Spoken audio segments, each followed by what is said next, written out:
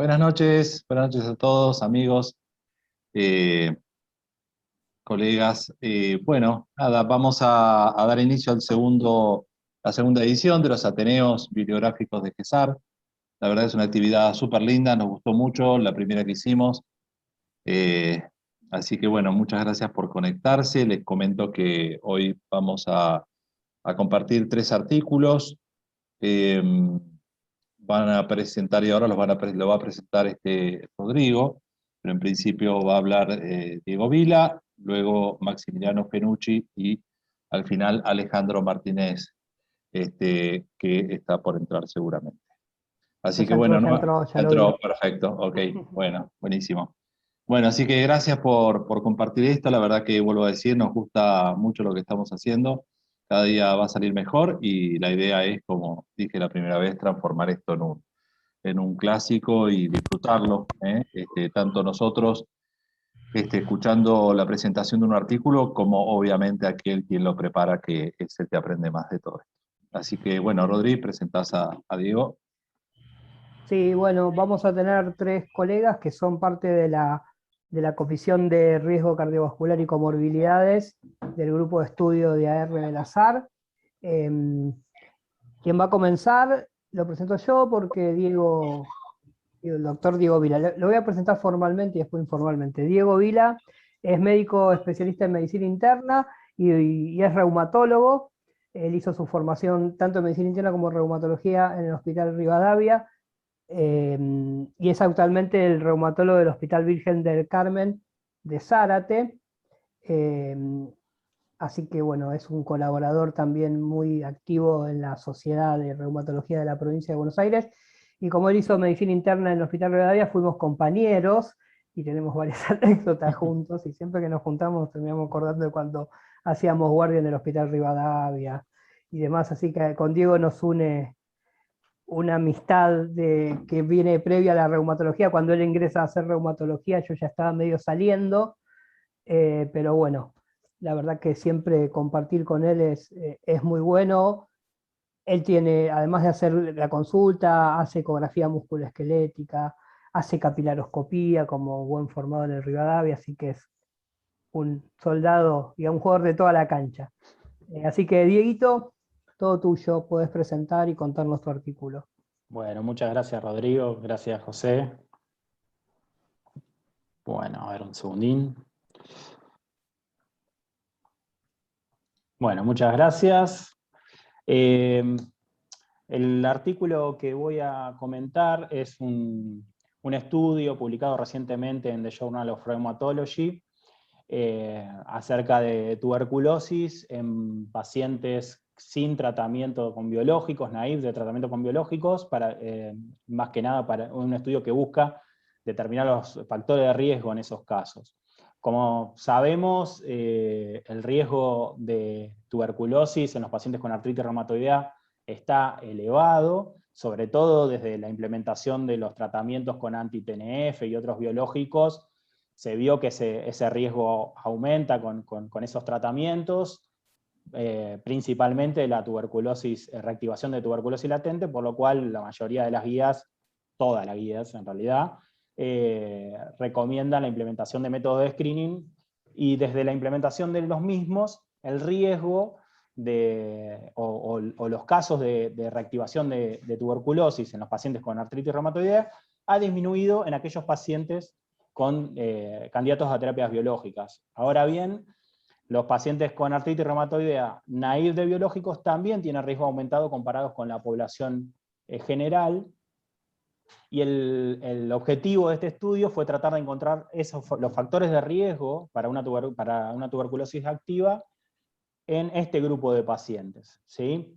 Lo que hicieron fue un estudio retrospectivo, caso-controles, donde utilizaron los registros nacionales suecos, que es un país de baja prevalencia, baja incidencia de tuberculosis. Utilizaron los registros nacionales, donde encontraron todos los pacientes con artritis reumatoidea, los cruzaron con el registro de tuberculosis y con los registros de terapias biológicas que ellos tienen, excluyendo a todos aquellos pacientes con artritis reumatoidea y tuberculosis que en algún momento habían tenido una terapia biológica.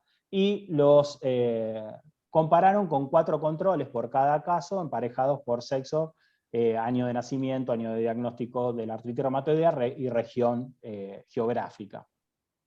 Incluyeron a todos los pacientes con artritis reumatoidea adultos que cumplían criterios ACR 1987 o ACR regular de 2010, y que tenían registrado en el registro nacional al menos 2 visitas y como mínimo una con el reumatólogo.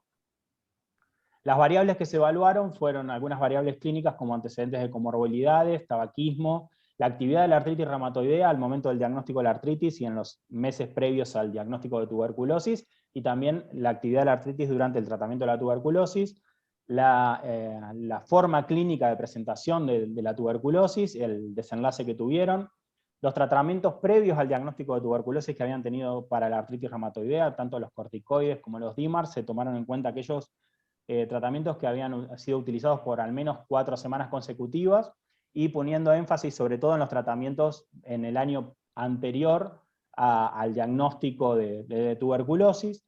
Tomaron en cuenta la duración con cada uno de esos tratamientos, las dosis máximas que utilizaron, y en el caso del metotrexato y los corticoides, también tomaron en cuenta la dosis acumulada en el año previo al diagnóstico de tuberculosis. En el caso de los corticoides, también tomaron en cuenta si habían utilizado dosis altas de corticoides por más de un mes, en cualquier momento de la enfermedad, y también a los 6 y a los 12 meses antes del diagnóstico de la tuberculosis. También, obviamente, tomaron en cuenta los antecedentes epidemiológicos del paciente, si había tenido antecedentes de tuberculosis, si había tenido antecedentes familiares de tuberculosis o de algún conviviente, si había hecho screening previo al inicio del tratamiento con los DIMARS, la historia ocupacional, si había viajado, y también si había nacido antes de 1950. Eso tiene que ver porque en la primera mitad del siglo XX, en Suecia, en los países nórdicos, la tuberculosis no era tan rara como ahora, y es un factor de riesgo conocido para ellos de tuberculosis.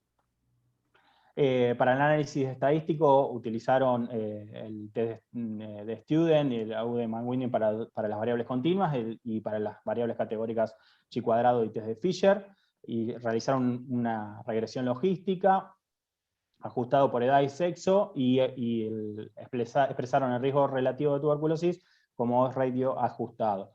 En el caso de los corticoides también ajustaron por los DIMARS, y en el caso de la falta de datos, lo que hicieron fue excluir directamente, si el dato estaba faltante, se excluía para ese análisis en particular. En cuanto a los resultados, de los 42 casos de tuberculosis que habían encontrado, 11 los tuvieron que excluir porque no cumplían los criterios clasificatorios de artritis reumatoidea en la mayoría de los casos, otros por falta de datos, pero principalmente por eso. La media al momento del diagnóstico de tuberculosis fue 73 años, y el tiempo de evolución era alrededor de 15 años de evolución de la artritis reumatoidea al momento del diagnóstico de tuberculosis. En la mayoría de los casos eran seropositivos, casi todos obviamente estaban en tratamiento con DIMARS, muchos con corticoides, casi todos de hecho, y dentro de las comorbilidades la más frecuente era el EPOC. En cuanto a la forma de presentación de la artritis de la tuberculosis en estos casos, fueron las manifestaciones pulmonares, siendo la reactivación de la infección latente en la inmensa mayoría de los casos. Solamente 3 casos hubo de tuberculosis que se sospechó como infección nueva. En esos 3 casos habían viajado a zonas endémicas. Las formas extrapulmonares fueron más infrecuentes, la mayoría de ellas fueron ganglionares. Hubo 2 casos de tuberculosis miliar, de los cuales 1 murió. En el caso de los tratamientos, fueron bien tolerados y completaron el tratamiento en todos los casos, y no hubo cepas resistentes en el caso de la tuberculosis. Con respecto a la actividad de la artritis reumatoidea, hubo un aumento en un 20% de los casos de la actividad previo al diagnóstico de tuberculosis, y en esos casos, en casi todos los casos, hubo aumento de actividad durante el tratamiento. Probablemente esté muy influido por bajar los DIMARS, por el tema de interacciones y con los tratamientos, por el riesgo de toxicidad hepática. Con respecto a los DIMARS sintéticos, lo que se encontró es un aumento de riesgo relativo de tuberculosis en aquellos que habían sido tratados con azatioprina y con leflunomida, y no así con metotrexato, ni antimaláricos, ni sulfas. En el caso de los corticoides, se encontró una tendencia a un ligero aumento del riesgo relativo, que bueno, después lo vamos a desglosar un poquito. En cuanto a las comorbilidades, la comorbilidad que más frecuentemente la que se asoció a aumento del riesgo fue EPOC. En cuanto, como decían, lo más importante, la mayoría de los pacientes estaban tratados con metotrexato, pero no se encontró un aumento de riesgo con el tratamiento con metotrexato, también cuando se analizaron la dosis máxima, la dosis acumulada, las dosis y la exposición de metotrexato, no se encontró aumento de riesgo relativo con respecto a los controles. En el caso de los corticoides, el número probablemente sea bajo y eso pudo haber influido. Hay muchos trabajos previos donde se habla de aumento de riesgo de reactivación de tuberculosis latente con corticoides, sobre todo con dosis altas, mayores de 15 miligramos, por eso pusieron ese punto de corte. Lo que vemos es que el grupo de casos usaba dosis de corticoides más altas al momento del diagnóstico de tuberculosis, y había mayor porcentaje de utilización de dosis altas y durante más tiempo en ese grupo. El factor de riesgo más importante que se encontró, obviamente, fue los antecedentes familiares y personales de tuberculosis, y en el caso de ellos, haber nacido fuera de los países nórdicos. Como resumen y conclusiones, en el caso nuestro, o sea, el metotrexato es la piedra angular del tratamiento, y no encontraron aumento de riesgo de tuberculosis, de reactivar una tuberculosis latente con el uso de metotrexato en ninguna de las dosis, ni la dosis acumulado. Sí lo encontraron con la utilización de leflunomida de azatioprina, y habría un aumento de riesgo borderline límite con los corticoides. Lo más importante fue el antecedente personal y familiar de tuberculosis, y en cuanto a la pregunta que quedaría es si no tenemos que empezar, sobre todo en el caso nuestro, que es un país de mediana circulación de tuberculosis, si no tenemos que pensar en realizar screening de tuberculosis latente, al menos preguntarle a nuestros pacientes si tienen antecedentes personales o familiares, que es algo que por lo menos particularmente muchas veces se me escapa hasta el momento que estamos pensando en poner algún biológico, teniendo en cuenta que los distintos estudios muestran un aumento comparado con la población general entre 4 y 10 veces mayor en los pacientes con artritis reumatoidea de infección o reactivación de tuberculosis. Pero por otro lado, podemos estar tranquilos con el metotrexato. Muchas gracias. Gracias, Diego, muy interesante. Yo siempre peleo acá con mi compañero que él hace PPD antes de darle metotrexato y yo no. Bueno, independientemente que esté o no con corticoide, ¿qué crees vos? ¿Cómo? ¿Qué crees vos? ¿Hay que hacerlo o no? Mirá, hay un par, es un número bajo, ¿no? Porque, digamos, es un país de baja prevalencia. Yo estuve mirando y revisando un poco el tema, hay un par de trabajos que hablan de un aumento del riesgo de reactivación con metotrexato. El tema es que la mayoría de esos estudios hablan de antecedentes de exposición nada más. No evaluaron ni las dosis, ni la dosis acumulada, y así como hay algunos que muestran ese aumento de riesgo de reactivación con metotrexato, también hay otro que apoya, hay un estudio canadiense que también apoya que el metotrexato aparentemente no aumentaría ese riesgo, y hay muchos, sí, con los biológicos, donde aparentemente el metotrexato podría dar un riesgo adicional al anti-TNF de reactivar una tuberculosis. Independientemente del metotrexato, lo que yo creo es que, como mínimo, antes que la PPD, hay que preguntarle si tiene antecedentes familiares o personales de exposición a tuberculosis. Me parece que ahí sí no hay dudas de que habría que evaluarlo, porque el riesgo está aumentado. Yo creo eso. Después el otro es más discutible, de si vale la pena a todos los pacientes hacerlo. Muy, muy buen trabajo, ¿eh? Muy bien, y bien presentado. Digo, la verdad que está muy bueno. Me perdí al principio, estaba chateando. ¿Hubo alguna correlación entre el tiempo de diagnóstico, o sea, el tiempo de evolución de la enfermedad, más allá de la actividad? No, lo que hicieron es, digamos, en la estadística descriptiva describen Sí. que la mediana es de 15 años, o sea, bastantes años Ah. de duración, y la mayoría eran pacientes añosos. Pero no hay un... Yo creo que eso debe estar influenciado también con el tema de que la prevalencia de ellos de tuberculosis era más frecuente en los nacidos en la primera mitad del siglo XX. Yo creo que debe tener que ver con eso, que estaban más expuestos. Pero no hacen una comparación. Okay. Porque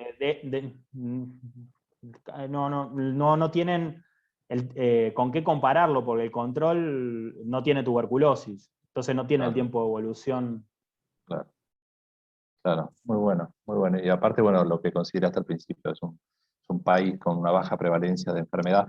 Yo particularmente creo que sí, deberíamos, especialmente en determinadas zonas de donde vivimos, ¿no? Determinadas zonas del país, hacer screening de tuberculosis.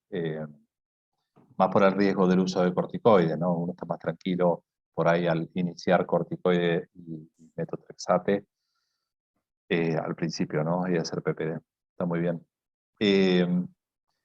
¿Alguna Rodri, pregunta, alguien? eso. ¿Alguna pregunta? Podemos abrirlo. El que quiera hacer una pregunta puede abrir el micrófono y O hacerla. pregunta o aporte o... Aporte, obviamente porque la idea es leer un artículo eh, así que se desmutean y preguntan lo que quieran.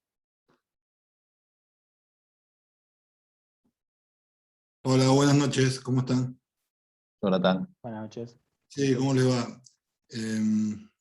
Les hago bueno, gracias Diego por la presentación. Y una pregunta, no sé, por fuera del trabajo en realidad, si han leído o saben si el metrotexato puede alterar las pruebas diagnósticas, o sea, la PPD sobre todo.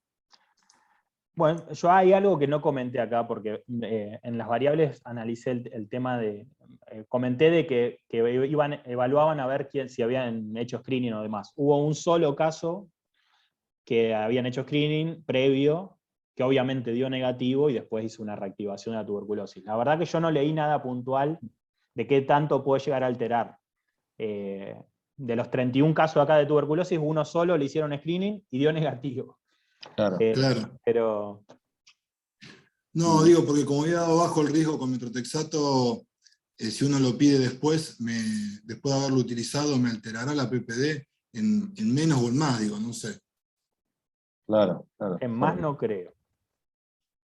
No, más no creo. El metotrexato tiene mucha acción sobre la inmunidad celular, sobre todo con la inmunidad más adquirida que la innata, o sea, actúa más sobre los linfocitos T y B que sobre macrófagos y leucocitos. Así que es una cosa para pensar.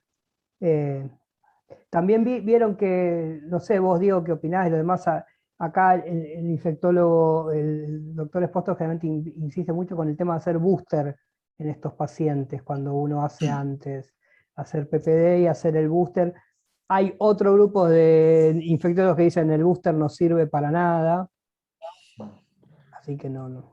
Sí, no. Yo no lo hago, por Yo ejemplo. creo que de alterarlo, si tomamos en cuenta de que tomamos un punto de corte nosotros de por sí mucho más bajo, de 5 milímetros, y tenemos en cuenta que otras enfermedades como el SIDA o HIV, o sea, sí, tienen inmunosupresión mucho mayor que el metotrexato. Yo me imagino que alterarlo puede alterar, pero no creo que lo altere demasiado. Sería algo interesante para revisar en la literatura. La verdad que no fui a buscarlo eso, pero yo creo que posiblemente, en teoría, lo podría llegar a alterar, pero no sé qué tanto. La verdad que no sé. Y no sé si No los sé, suecos Diego. utilizan cuantiferol, ¿no? O En este caso habían hecho PPD. PPD, ok. Bueno, muy bien. ¿Querés desconectar la presentación, Diego? Sí, ahí le saco. Gracias, Diego, muy buena. Muy bueno, la verdad. Muy bien. Bueno, vamos Usted, con la José Luis, segunda. todo suyo. Sí, señor, con la segunda presentación. Tengo el honor, orgullo de presentar a mi amigo Maxi Fenucci, que aparte de ser especialista en medicina interna, es especialista en reumatología, obviamente, y es jefe de servicio de reumatología del Hospital César Milstein, ex francés. Eh, bueno, sí, probá la presentación, Maxi, ¿estás por ahí? Ahí estoy. Muchas gracias por la presentación, ¿eh? ¿Se ve bien, José? Sí, perfecto, perfecto. Bueno, muchas gracias por la presentación y la verdad que a mí me da mucho placer estar acá hablando de temas que nos interesan a todos entre amigos. Bueno, lo que voy a presentar yo es un artículo que se publicó el año pasado en el European Heart Journal, que es recomendaciones del grupo de trabajo de farmacoterapia cardiovascular de la Sociedad Europea de Cardiología, relacionado con el manejo de lípidos en pacientes con artritis reumatoidea. Algunas consideraciones generales que este grupo comenta es que, bueno, que los pacientes con artritis reumatoidea menores de 50 años tienen un riesgo relativo de eventos cardiovasculares de 2.6. En general, sobre todo como está activa la enfermedad, el perfil lipídico se caracteriza por tener triglicéridos altos, HDL bajo, y esto puede ser de particular importancia para el riesgo cardiovascular de estos pacientes. En general también la artritis reumatoidea está asociada con un aumento de la concentración de la lipoproteína A, que bueno, que sabemos que puede promover la aterogénesis y la trombogénesis. También otros aspectos de la homeostasis lipídica, incluidos el aumento de la relación LDL-HDL, la oxidación de ácidos grasos y anticuerpos para lipoproteínas modificadas, pueden influir en el riesgo aumentado que tienen los pacientes con artritis reumatoideas de aterogénesis. Los fármacos antirreumáticos modificadores de la enfermedad pueden aumentar los niveles de LDL y de colesterol total, que parecen ser principalmente secundarios a la inhibición de la inflamación. Los inhibidores de interleuquina 6 y los anti-JAK pueden alterar específicamente el metabolismo de las lipoproteínas, pero estos efectos se compensan, según dice este grupo, con la mejoría en la inflamación, en la calidad de las lipoproteínas y en los niveles de lipo-A de los pacientes. Y no se ha demostrado que ninguno de estos fármacos aumente el riesgo cardiovascular de los pacientes. Incluso el metotrexato y los anti-TNF, incluso algunos de estos fármacos tendrían algún efecto protector de enfermedades vasculares, sobre todo en aquellos pacientes en los cuales la inflamación mejora. Con respecto a la hidroxicloroquina, reduce el colesterol total, reduce el colesterol LDL, reduce los triglicéridos y tiende a aumentar el colesterol HDL. Y además tendría un efecto protector contra la diabetes inducida por estatinas. Y después el tratamiento con dosis bajas de corticoides no aumenta el riesgo cardiovascular. Cuando hablan de dosis bajas, hablan de una dosis menor a 7.5 miligramos o su equivalente de prednisona. Dosis más alta, obviamente, todos sabemos que es un factor de riesgo independiente cardiovascular de los pacientes. Hay un estudio que es interesante, que es el estudio TRACE, que examinó a 3.000 pacientes con artritis reumatoidea sin enfermedad cardiovascular, a estos pacientes los trataron con 40 miligramos de atorvastatina por día, obviamente con un grupo control, y se asoció una mejoría significativa en los niveles de las lipoproteínas y una reducción del 34% de los eventos cardiovasculares en comparación con el grupo placebo. Algunas otras consideraciones: que el tratamiento con rosuvastatina, que serían junto con la atorvastatina las dos estatinas recomendadas para tratar a nuestros pacientes, también demuestra que utilizada en el tiempo logra cierta regresión de la placa carotidia en los pacientes con artritis reumatoidea. El trabajo que ellos citan era un trabajo de 18 meses. Las estatinas también ejercen otros efectos beneficiosos, incluidos, además de antitrombóticos, antiinflamatorios y acciones antioxidantes, mejoría a nivel de la inflamación en el endotelio y de la función del colesterol HDL.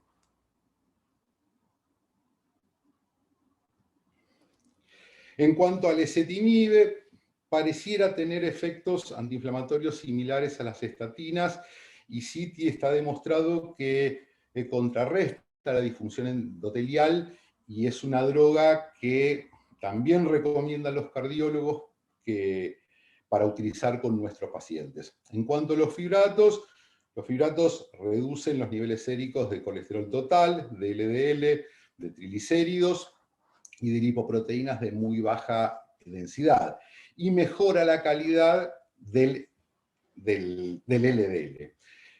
Lo que sí, con respecto a los fibratos, no hay datos en poblaciones con artritis reumatoidea, y si bien es poco frecuente, tendrían como efecto adverso el riesgo de trombocitopenia autoinmune y de hepatitis autoinmune.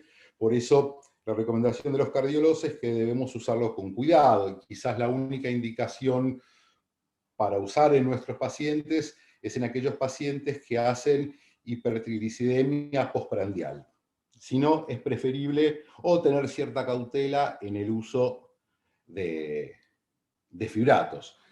Bueno, en cuanto a las recomendaciones del grupo, es el manejo de los lípidos según el riesgo cardiovascular. Ellos lo que recomiendan es que en los pacientes con artritis reumatoidea de bajo riesgo, y ellos cuando definen bajo riesgo, es bajo riesgo en serio, o sea, tiene que ser una artritis no erosiva, seronegativa, sin manifestaciones extraarticulares, que tenga un cierto tiempo de remisión, que no estemos usando en ese momento glucocorticoides, que no tenga muchos años de evolución, que yo no la creé porque era muy largo todo lo que sugerían, y que no tengan un rango elevado de discapacidad. En esos casos, ellos dicen que uno debería seguir las recomendaciones para el manejo de lípidos que se usan para la población general, buscando tener un LDL ideal de menos de 3 minimoles o su equivalente en decilitros, que sería 115 miligramos. En cuanto a los pacientes con artritis reumatoidea de alto riesgo, que requieren otros objetivos en cuanto al manejo de lípidos, la recomendación es llegar a valores de colesterol LDL menores a 2.6 milimoles litro, lo que es un equivalente en decilitros en miligramos de 100 miligramos. Eso es la recomendación en los pacientes de alto riesgo con artritis reumatoidea. Hay un score que ellos recomiendan usar que la verdad que es bastante amigable. Ahí les dejo la dirección web del score, que es el heartscore.org. Está en varios idiomas, es muy amigable, y uno puede poner los datos del paciente. Generalmente lo que piden es la edad, el sexo, si el paciente es tabaquista o no es tabaquista, la presión sistólica, el valor de colesterol, y el score nos da, o mejor dicho, el paciente puede ser clasificado en 4 estadios: muy alto riesgo, moderado riesgo y bajo riesgo. Así es como los cardiólogos es uno de los tantos scores que usan, que se puede usar en el día a día, que uno lo puede tener en el celular, y que te da un parámetro de dónde está ese paciente en cuanto a riesgo cardiovascular, y eso sí tiene relación en cuanto al tratamiento que le vamos a instaurar y a los objetivos, sobre todo de concentración de LDL que vamos a buscar en esos pacientes. Todos aquellos pacientes diabéticos que tengan artritis reumatoidea mayores de 40 años, la recomendación es que deben usar estatinas, independientemente del valor lipídico que tengan. Y en aquellos pacientes menores a 40 años que consideremos o que evaluemos que tienen riesgo cardiovascular, la recomendación también es usar estatinas. O sea que a nuestros pacientes con artritis reumatoidea que tengan diabetes entrarían las generalidades de la ley que utilizan los cardiólogos para los pacientes diabéticos en cuanto al tratamiento con estatinas. La detección ecográfica de placas carotidias también puede facilitar la determinación del riesgo cardiovascular en rango de muy alto, y es recomendada en los pacientes con artritis reumatoidea de alto riesgo, y la recomendación es que deberíamos hacerle a este grupo de pacientes un ecocarotidio una vez al año al menos. Y después, bueno, considerar comorbilidades, situación socioeconómica, estilo de vida y demás.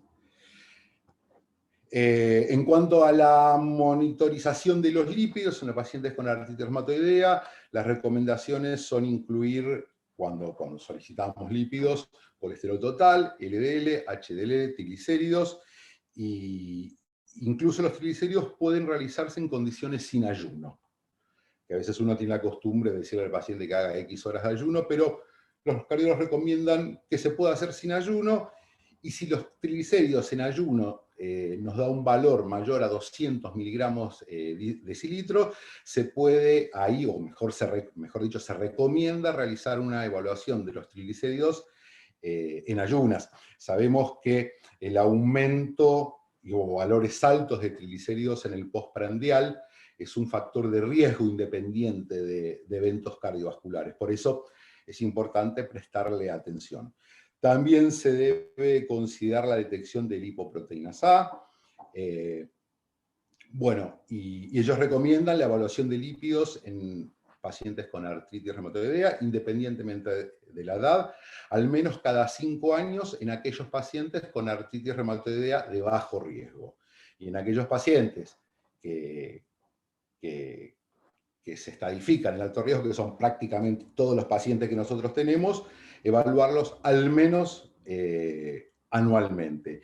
Y considerar una evaluación más frecuente en aquellos pacientes que tienen anomalías lipídicas graves o una mala respuesta a la terapéutica para el control de lípidos. Y también se recomienda una reevaluación después de cambios que influyen en el riesgo cardiovascular, como por ejemplo modificaciones en el estilo de vida, el inicio de tratamiento con DMARD, ya sean convencionales o biológicos, o si en algún paciente uno está con un tratamiento a dosis altas de corticoides, que acuérdense que lo que ellos consideran los cardiólogos es una dosis de prednisona o su equivalente mayor a 7.5 miligramos.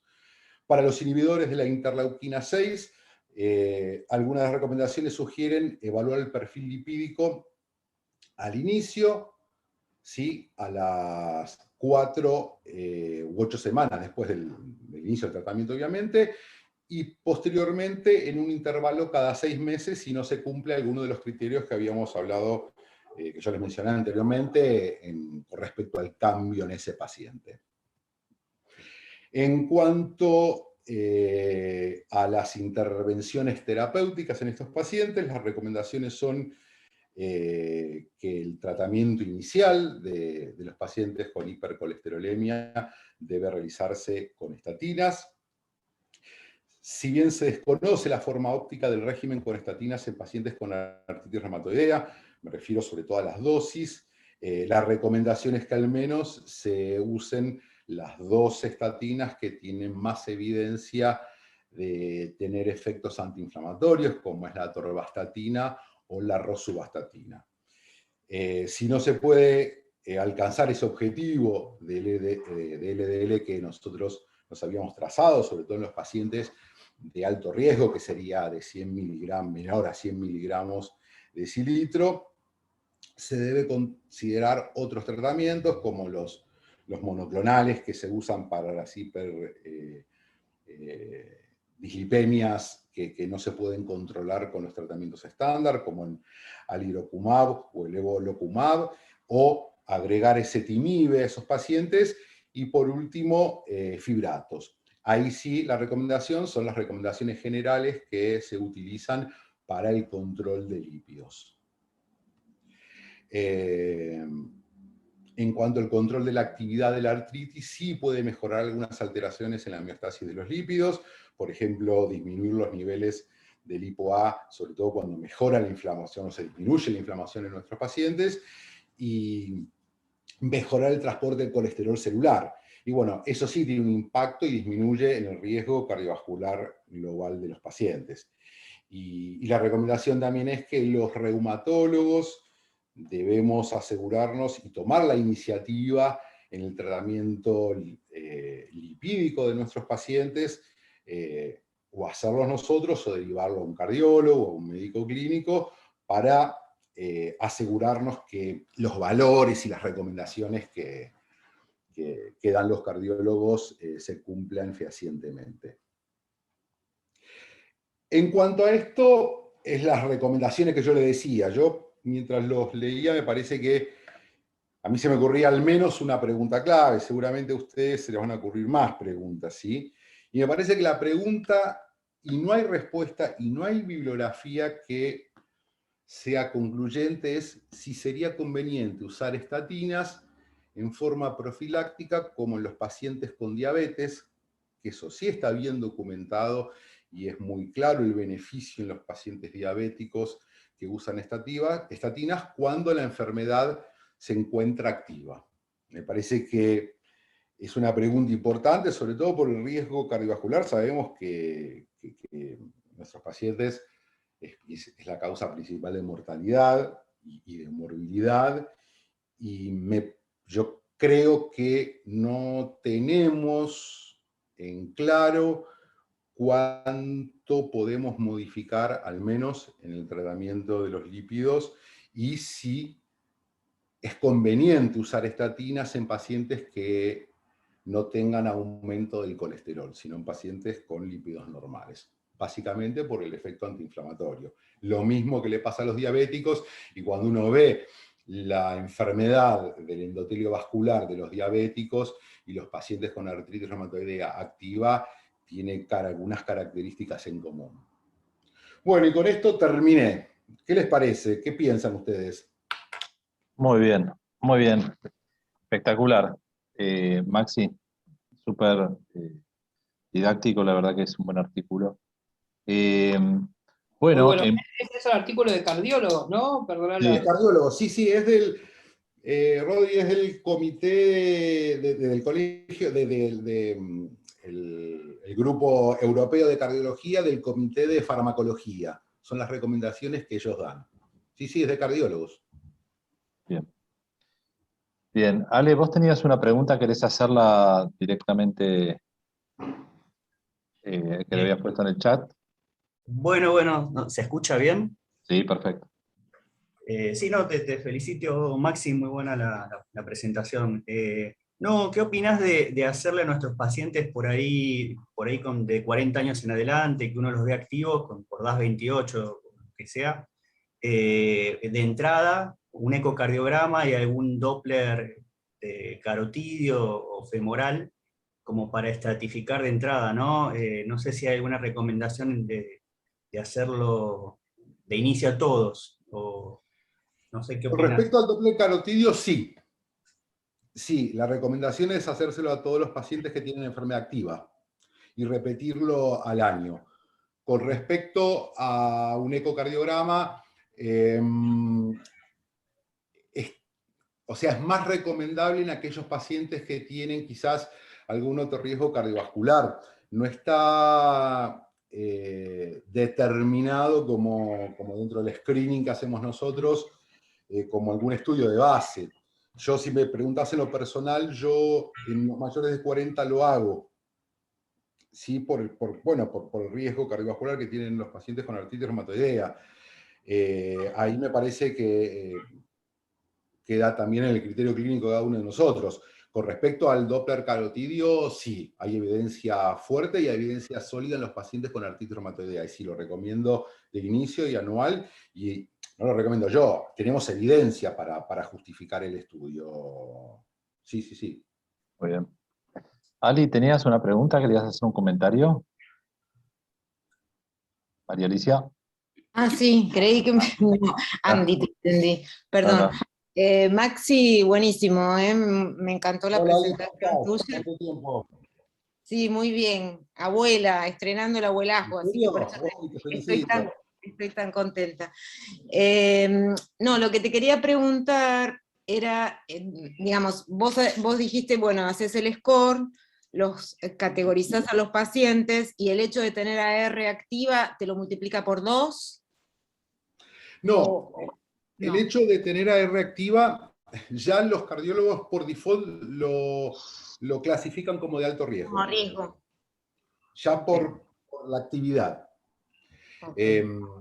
Quizás en aquellos pacientes que no tienen enfermedad activa, sí es conveniente hacer el score, porque vos vas a plantear ahí no solamente la actividad de la enfermedad, sino otros parámetros, como te decía, Tabaquismo. edad, tabaquismo, y quizás en esos pacientes, bueno, uno puede ver que tiene un riesgo mayor, independientemente de la inflamación, y quizás busca esos valores en lípidos más bajos, o sea, un valor de LDL de 100 o menos miligramos de decilitro. Bien. Pero Ali, en los pacientes con enfermedad activa, por default son alto riesgo. Con alto riesgo. Y lo otro que te quería comentar era que este año salió publicada una revisión de la Task Force sobre el uso de anti-JAK. El primer autor es Peter Nash, y están todos ahí, está Smolen, está Duga2, está Polemery, están todos, y ellos en las recomendaciones en el uso de anti-JAK lo que dicen es que, digamos, por el efecto paradojal que vos mencionaste, ¿no es cierto?, del aumento de colesterol por mejoría de la inflamación, es que se comience a hacer el monitoreo del colesterol a los 3 meses de iniciado el anti-JAK, y después tratado con digamos, los esquemas de la población general. Esto es lo que plantean ellos, por ejemplo. Me llamó la atención que no lo dieran como una evaluación previa, sino, digamos, posterior a los 3 meses, por supuesto, en pacientes que tienen colesterol normal. No plantean tampoco hacer en los pacientes con AR activa, porque son los que van a recibir anti-JAK, seguramente, digamos, Sí. si no, no se plantearían anti-JAK. No plantean hacer un Doppler, ¿no? Pero bueno, son reumatólogos, no son los cardiólogos. Fíjate lo que yo te mencioné, Ali, también. Yo lo pensé algo similar. Cuando vi que las recomendaciones de los cardiólogos era el monitoreo en los pacientes con tocilizumab, ellos solamente mencionaban el tocilizumab. Yo digo, o sea, esta misma recomendación, la lógica sería que en los anti-JAK hagamos algo similar. Pero Claro. ellos no lo mencionan, solamente mencionan los que yo te mencioné en cuanto a los anti-JAK, pero no mencionan un control específico en estas recomendaciones que dan, ¿sí? Y solamente mencionan el tocilizumab, el sarilumab tampoco lo mencionan. Pero me da la impresión que yo, por lo que vos decís, me parece lógico, y más con la controversia que se originó con el tofacitinib. Con el TOFA, claro. Sí, o sea, esto con el diario de hoy, ¿no? Esto es un artículo que se publicó en el 2020, que lo desarrollaron en el 2019. Yo creo que sí haría un control similar, al menos de lípidos, en esos pacientes, como uno de los factores de riesgo, basal a las... Por ahí si tienen normal, a hacerle... las 8 semanas y después cada 6 meses, y tener una curva lipídica. Yo hoy lo haría, y por ahí le daría más, o haría más hincapié en el control de la presión arterial de esos pacientes con anti-JAK, pero honestamente me nace a partir de las controversias que hay en este momento con tofacitinib, tofa. uno se Sí, imagina sí. que podría ser similar en el resto de los anti-JAK, pero es una opinión personal nada más. Ujú. Pero muy buena la revisión, muchas gracias. Y la verdad que muy útil. Y opino igual que Ramiro, que decía que la R de bajo riesgo que definen es casi no es una artrosis, ¿no? Parece. Claro, no existe. Claro, claro. Es Pero un bueno, por eso perro me verde. remarqué a lo que ellos definían bajo riesgo, que era Claro, claro. prácticamente de Está muy bien. 100 pacientes, sería 1, 2, nada más 3 como mucho. Está muy bien. No, lo que Bueno, les quería dar es una opinión con respecto a esta última pregunta que pusiste, Maxi. ¿Mm? Hay dos evidencias, a ver, los estudios de mortalidad en AR muestran que la curva de mortalidad de los pacientes con artritis reumatoidea es igual y se superpone con la curva de los pacientes diabéticos. ¿Mm? Y en un estudio que había leído hace un tiempo, en estudios con medicina nuclear a nivel de corazón, muestran que las alteraciones digamos, de la circulación en el miocardio es de la microcirculación, al igual que pasa con los diabéticos. O sea, el patrón de afección arterial o de los vasos es igual en general. Así que yo sé cómo todavía no se hace esto de poder darle en forma profiláctica. Quizás, no sé, si era una cuestión de no quieren que le duelan más los músculos, encima que le duelen las articulaciones, ¿no? claro. Claro, Rodri, vos sabés que la pregunta, o sea, yo pongo esta pregunta exactamente por lo que vos decís, porque el paciente y la fisiopatología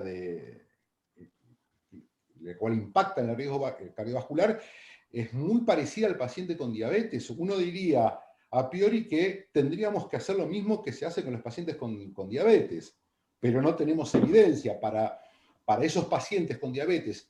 El uso de estatinas, independientemente del valor del colesterol, hay evidencia bastante sólida en hacerlo. Nosotros no la tenemos, es lo que pensábamos, que yo estoy de acuerdo con vos, y vos me apurás, y yo te diría que lo más probable es que deberíamos hacerlo, pero no tengo evidencia para justificarlo más allá que esta disquisición fisiopatológica que estamos haciendo. Una de las cosas, perdón, yo no lo puse, pues no se hacía muy largo, que recomiendan los cardiólogos con respecto a las miopatías relacionadas con estatinas, es que se dose vitamina D, porque en aquellos pacientes con deficiencia de vitamina D, que es bastante frecuente, los pacientes con artritis reumatoidea tienen más riesgos, ya sea de miositis como de mialgias. Que es otra cosa ¿Qué no tiene la vitamina D? ¿Dónde? Claro. Empezás a buscar en las especialidades, todas tienen algo, ¿viste? Por lo cual recomiendan vitamina D para algo. Pero bueno, yo no la puse porque si no se iba a ser muy extenso, pero ellos recomendaban dosar vitamina D en esos pacientes, incluso previamente al uso de estatinas, si tenían valores bajos, hacer una reposición de vitamina D, que eso mejoraría o disminuiría el riesgo de mialgias y miositis por estatinas. Bueno. Sí, yo Ale, quería agregar, justo iba a comentar eso de la vitamina D, qué importancia podía llegar a tener, y también la dieta mediterránea, ¿no? Que en las recomendaciones, yo a mis pacientes les trato de decir que incorporen la dieta mediterránea de alguna forma, no toda, pero que consuman más pescado, algo de aceite de oliva, bueno, lo que se pueda, ¿no? Que tiene algún efecto beneficioso también. está muy bien. Está muy bien. Bien, Maxi, ¿querés dejar de compartir? Así presentamos a justamente a Alejandro. A ver, ¿dónde estoy? Ahí está. Bueno,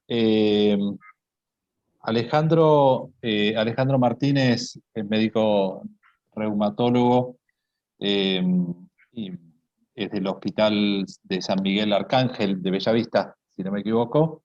Y bueno, aceptó nuestra invitación para presentar un artículo muy interesante. Y así que bueno, Ale, muchas gracias y te invito a compartir la presentación. Bueno, no sé si ahí se ve bien. Sí, ahí proyectalo si querés.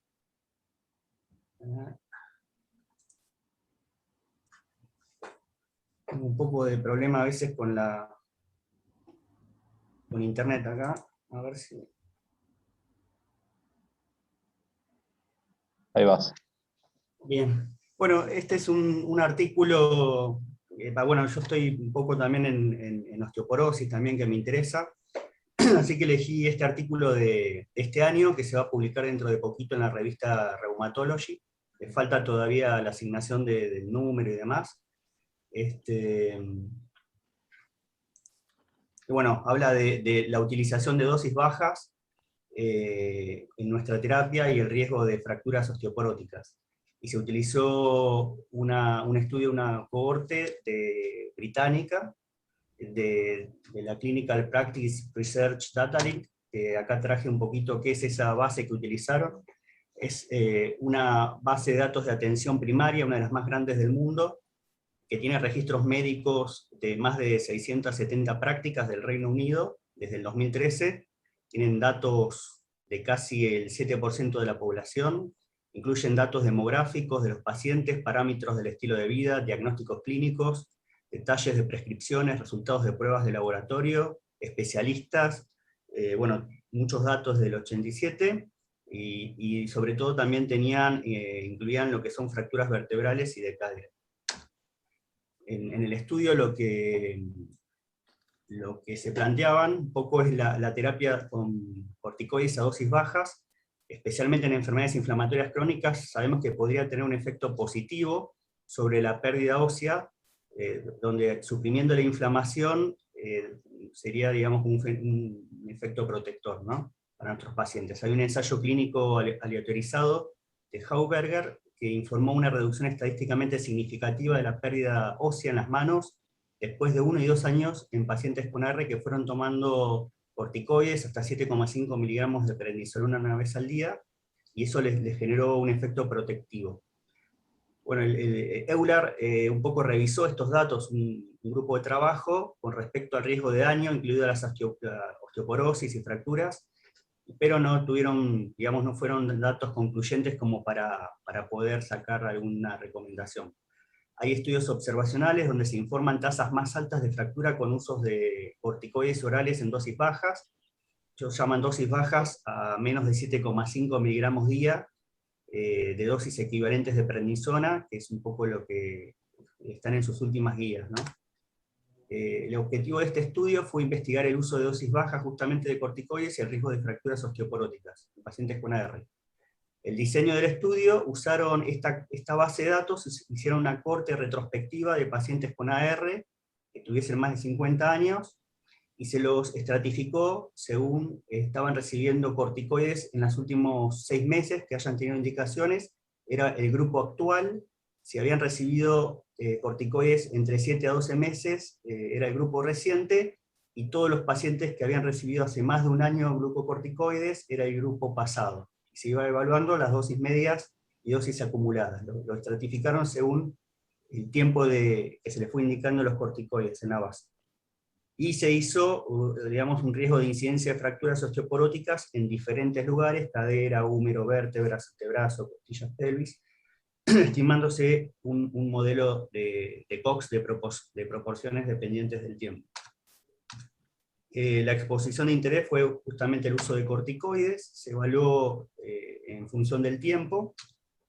El grupo actual, como les decía, se subdividió en subcategorías según el promedio diario y acumulado. Eso después les voy a explicar un poquito. Y se recuperaron todas las prescripciones de glucocorticoides orales que se fueron haciendo en esa base de datos, y estaban codificadas según unas recomendaciones de la OMS. Los valores faltantes que no tenían prescripciones, se asignó un valor de la mediana de todas las prescripciones para el análisis estadístico. El outcome combinado fue la aparición de una primera fractura de osteoporosis en estos pacientes con AR después de la fecha índice del estudio, donde se empezaron a seguir, incluidas fracturas de cadera, fracturas clínicamente sintomáticas de las vértebras, y después, bueno, se evaluaban el resto: húmero, antebrazo, pelvis y costillas. Habían factores de confusión que se evaluaron, se tuvieron en cuenta: sexo, índice de masa corporal, tabaquismo, consumo de alcohol. También se determinaron las caídas en los 7 a 12 meses previos, el uso de medicación concomitante que viniesen tomando los pacientes, antihipertensivos, anticoagulantes, inhibidores de la bomba de protones, psicofármacos, etc. La terapia específica de los pacientes con artritis reumatoidea, los antiinflamatorios no esteroideos, paracetamol, tramadol, y los DIMARS, que acá después tiene una de las debilidades de este estudio, es que acá no evaluaban los biológicos, no tenemos estratificación por biológicos como le fue, sino las terapias sintéticas. Y bueno, en el análisis estadístico lo que se hizo fue evaluar por riesgo de proporciones de Cox, dependientes del tiempo, el riesgo de fracturas osteoporóticas en estos pacientes que venían recibiendo terapia actual, es decir, indicado en los últimos 6 meses, en dosis bajas, comparadas el grupo pasado. Usaban como comparador el grupo que venía usando corticoides desde tiempos previos. Se seleccionó, bueno, como decía, el grupo de referencia, el grupo pasado. Y el promedio, digamos, se subclasificaba a este grupo en 3 categorías. Según el promedio de corticoide, tenían dosis bajas, ellos tomaban 7,5, dosis medias, las que iban de 7,6 a 14,9 de corticoide, y dosis altas tomaban más de 15 miligramos de corticoide día de prednisona. Estos son un poco el análisis estadístico del estudio. También se evaluó subanálisis con dosis menores de corticoides, se ajustó el modelo de Cox según uso o no uso de DIMARS convencionales, y se comparó también pacientes con o sin uso de corticoides. Bueno, se hicieron diferentes subanálisis.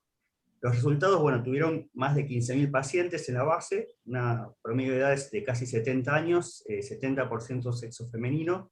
Se encontraron 1.640 fracturas. Lo que ellos encontraron es que con dosis bajas de corticoides no encontraron asociación global significativa de fracturas. El hazard ratio le dio 1.14, con el índice de intervalo de confianza, como ven, incluye al 1, o sea que no encontraron mayor riesgo con dosis bajas de corticoides, pero sí cuando hicieron un subanálisis se encontró fracturas vertebrales asociadas a dosis bajas, que les dio 1.59, con un índice de, ahí ven el intervalo de confianza, que sí es de 1.11 a 2.29, así que es significativo, y eso se mantuvo independientemente del uso de corticoides. Esto hasta ahorita les quería mostrar, no sé si con el puntero mío se puede llegar a ver ahí algo, pero bueno, el uso actual, los pacientes que vienen usando corticoides, tuvieron un hazard ratio de 1.22, pero eran los que tenían básicamente dosis de más de 7.5 miligramos de corticoide día, que tuvieron 1.38 y 1.84, no los que tenían baja índice de bajo utilización de corticoide. Y acá se ve, bueno, lo que le quería mostrar sobre todo es que los que en el subanálisis, los que venían usando bajas dosis de corticoide igual tuvieron hallazgo de fracturas vertebrales. Les dio casi 60% mayor de riesgo de fracturas sintomáticas vertebrales. Este cuadro también es interesante, donde se mostraba la dosis acumulada, se analizó los pacientes que vienen recibiendo menos de 1 gramo de dosis acumulada de prednisona versus los que recibían más de 1 gramo, y los que recibían menos de 1 gramo no tuvieron asociado riesgo de fracturas, ajustado por edad, sexo y ajustado por el resto de las variables, aquí está más ajustado. Es decir, que si le damos a nuestros pacientes 10 miligramos, por ejemplo, durante 3 meses, no habría riesgo de fracturas mayores. No quiere decir que no hubiese riesgo de fracturas vertebrales sintomáticas, pero no se encontró cadera u otro tipo de fracturas, ¿no? Mientras que cuando pasábamos el gramo, sí había mayor riesgo de fractura en general. Y la discusión un poco del artículo hablaba de que el uso actual de corticoides en dosis bajas en pacientes con AR no estuvo asociado con mayor riesgo de fracturas osteoporóticas en comparación con el uso del grupo anterior de corticoides. Hallazgos similares fueron revelados para dosis diarias más bajas también. No obstante, la terapia con corticoides en dosis bajas sí se asoció a mayor riesgo de fracturas vertebrales clínicas. sin aumentar otros sitios. Y esto sí se mantuvo sin cambios independientemente de uso a corto o largo plazo. Esto tendría que ver sobre todo con el efecto sobre la microarquitectura de las vértebras, que es diferente, como sabemos, en la composición de huesos largos y en otras ubicaciones. La conclusión del estudio fue que, si bien que nosotros tenemos que tener en cuenta, incluso en pacientes con AR, que reciben dosis bajas diarias de glucocorticoides que aumentan el riesgo de fracturas vertebrales clínicas. Un poquito, bueno, se repite el uso de corticoides en dosis bajas, aumentó un 60% el riesgo de fracturas vertebrales clínicas en pacientes con AR. No hubo asociación entre el riesgo de fractura no vertebral y la dosis diaria baja de corticoides en AR. Los resultados se mantuvieron sin cambios, independientemente de un tratamiento oral a corto o largo plazo en el uso de corticoides. No se observó aumento de riesgo de fracturas osteoporóticas con uso acumulativo de corticoides a menos de 1 gramo, que es lo que analizaron, incluso para dosis cuando le daban más de 7,5 días, si no se pasaba el gramo, no había mayor riesgo de fracturas mayores. Y esto sugiere que los corticoides en dosis intermitentes a dosis altas a corto plazo no tendrían un efecto considerable sobre el riesgo de fractura. Limitantes, como decía, no hubo en el estudio, en la base, datos con biológicos, no se pudo estratificar eso. Tampoco tenían datos de la actividad del DAS28, ¿no? O algún otro SEDA, no se pudo analizar por actividad de la enfermedad, así que eso también fue un poquito sesgado.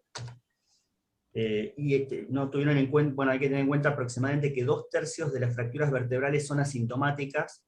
Acá solo se encontró aumento en las sintomáticas, o sea que podría haber habido muchos más fracturas. Y bueno, eso fue todo, nada más. Muy bien, Ale, espectacular, súper completo, muy bien presentado. Bueno, gracias. Y además, todas las preguntas que me iba anotando para hacerte, las dijiste al final, digamos, en la última diapo. Y te hago yo una sola pregunta. ¿Qué opinás del uso de control como comparador de aquellos pacientes del pasado, digamos, que usaron corticoides en el pasado, en este estudio en particular, ¿no? Si tenés algún comentario sobre esto. Se utilizaron como comparador aquellos A los que tenían históricos, era una corte histórica de que empezaron antes con corticoides, que tenían, después hicieron una tablita, que bueno, no la mostré, de dosis acumulada, dosis promedio de ese grupo, pero bueno, no sé si era el mejor grupo para comparar, en mi opinión, ese grupo. Se podría haber usado un grupo de pacientes que no usaban corticoides, tal vez. No me quedó tal vez muy claro ese grupo control que usaron, pero bueno, yo creo que lo usaron por el tiempo, querían evaluar a corto plazo la utilización de corticoides. Sí, está muy bien, es lo que pudieron utilizar y la verdad es que está bárbaro el estudio. Digo, aprovecho solo por el comentario de que aquellos pacientes que no usaron tanto corticoide, digamos, tal vez no tengan tanta actividad de la artritis, y es un factor también a considerar, o por lo menos a comentar en el momento de las conclusiones del estudio. Pero para mí está excelente. Y la otra comentario muy mínimo es que muchas veces, digamos, la disminución de la densidad mineral ósea no está asociada al riesgo de fractura de estos pacientes. Es decir, muchas veces lo consideramos nosotros el seguimiento con la densitometría, pero muchas veces eso no condice con las fracturas vertebrales específicamente, que vemos tanto en los pacientes con AR.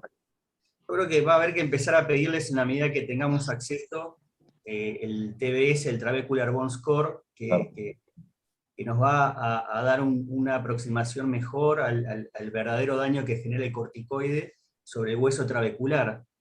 Generalmente la DMO, cuando uno no capta el riesgo, de hecho se fracturan con DMO normal los pacientes, así que el FRAX se puede estimar, pero yo creo que si uno sabe que el paciente va a usar dosis de corticoides, hay que empezar a relativamente altas, hay que ver, ahí también me queda la duda, si empezar a usar bifosfonatos de entrada, no hay guías claras que digan qué hacer a corto plazo con nuestros pacientes con dosis bajas de corticoides. Y acá el estudio demostró que se pueden fracturar con dosis bajas. Entonces, bueno, es como un dilema por ahora. Muy bien. ¿Alguien quiere hacer algún comentario? Ahí está, Rodrigo, ¿levantaste la mano o apareció la mano ahí? No, levanté la mano. Ah. No, justo lo levanté cuando estabas haciendo el comentario del grupo control que utilizaron. Yo creo que tiene que ver la elección del grupo control porque, digamos, eligieron un grupo control donde quizás quisieron sacar el sesgo ese de los pacientes que actualmente están con más DIMARS o con una estrategia de tratamiento un poco más tipo treat to target, o sea que tenés pacientes más controlados, la actividad de la enfermedad, y con drogas biológicas. Entonces, quizás buscando una corte vieja donde no existían los biológicos, no había una estrategia treat to target, quisieron balancear esa ausencia de control de los otros tratamientos, porque estaban buscando pacientes como de una época con otros tratamientos. Creo que eso podría justificar el uso de esa corte o sea, del grupo de pacientes que utilizaron como grupo control. Creo que es la única forma que pudieran justificarlo. Claro. Y esto me hace acordar, no, y lo último, así después me decís, Ale, ¿qué opinas? Desde hace mucho tiempo, Pincus, digamos, que fue quien definió el riesgo cardiovascular de la artritis reumatoide y demás, decía, y hasta no hace mucho, que mantenía a todos los pacientes entre 3 y 4 miligramos de prednisona siempre, no se lo sacaba nunca. Y con eso demostró que hasta inhibía la presión radiológica. Pues interesante esto que decís, que por ahí bajas dosis de corticoide tiene un efecto osteomodelador, digamos, osteoformador. Qué loco, ¿no? Porque bueno, el pensar tener pacientes con bajas dosis de corticoide, con bajas ínfimas, 3, 4, decía Pincus. Tiene un efecto osteoprotector, osteomodulador, pero sobre el hueso de la mano, digamos, protegía el hueso tal vez cortical. El trabecular era el problema que lo dañaba. Sí, es interesante eso. La verdad que los europeos usan dosis de corticoides y los americanos como que ya no lo usan. Pero bueno, yo uso corticoides bastante, digamos, y por eso también la duda, ¿no? De qué hacer con nuestros pacientes a veces empezamos con 5 o 10 miligramos de prednisona y a veces no se lo podemos bajar tan rápido. Y bueno, la densitometría le va a dar bien siempre, hasta que empezar a ver cómo nos protegemos, ¿no? Del tema. Un poco eso es el trabajo que estoy diseñando también para el grupo de estudio de osteoporosis, ¿no? Muy bien, ya nos vas a comentar eso, después, Sí, cuando sí, lo tengas. más adelante. Muy bien. Muy bien, bueno, ¿algún comentario más de alguien que quiera hacer algún comentario sobre el artículo, o lo que quieran, o pregunta? La verdad que estuvo muy, muy interesante. Rodri, ¿querés hacer algún comentario final? No, nada, agradecer a todos los que estuvieron conectados hasta ahora. Muy bien, muy bien. Estuvo muy, muy, muy bueno, la verdad, los tres artículos muy interesantes, muy bien presentados los tres, y es una actividad que me da mucho placer, como dije la otra vez. La verdad que sale cada vez un poco mejor, y está bárbaro el número además de asistentes. Bueno, vuelvo a repetir mi agradecimiento a los tres presentadores. La verdad que estuvieron muy bien, y la selección de los artículos. Queremos invitar para el mes que viene, ya va a salir publicado en el boletín de SAR también, va a ser en la comisión de imágenes del grupo GESAR, que también van a presentar 3 artículos. Así que, bueno. 11 de octubre sería. Ahí vamos, 11 de octubre. Muy bien. Bueno, Muchas gracias a todos y un gusto verlos como siempre. Gracias, saludos. Diego, Nos vemos. Maxi, dale, un abrazo. Chau, chicos. Gracias a todos. Gracias, Robert. Robert. Gracias.